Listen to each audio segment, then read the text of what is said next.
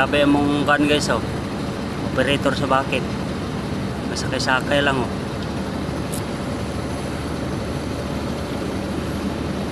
Post na mo ron sa beam. Tie beam. Diri may tanan nga tarbante sa kuan kay ingon sa tabangan daw ni kuan para dali mahuman.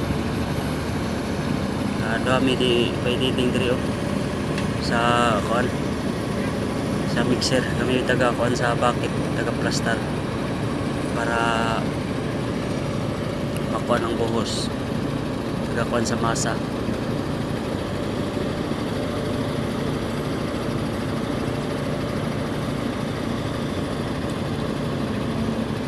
Dali ra makuha ng trabaho pag magtinipangay ba. Asa naman tong operator sa bucket ato na tuwa sa ubos.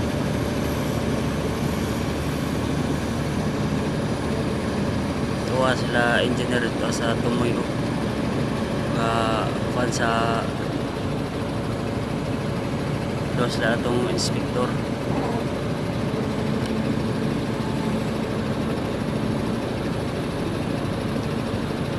Sa kay dugay-dugay ni sa mga kanang manang buhos gigamay kay ang tie beam nasa ilalom bago porma na pag-utro pa sa kana para sa poste. Porma na po na ang pangsigundang tie beam na poste na.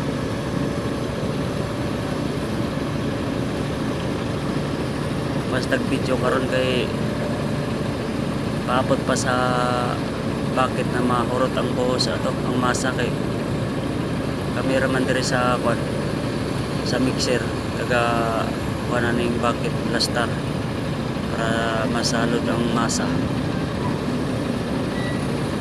Ang operator mo sa bakit to anduha naman operator sa vibrator, partner lang bayo lalay potong ta sa ubos.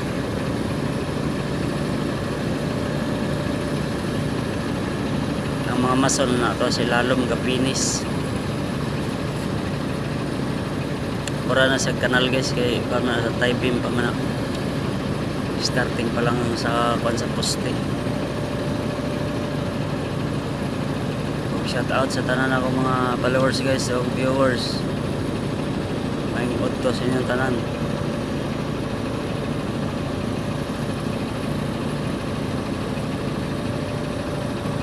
Dugay na siya mahaman ng busa na kay kuan gamay tayo.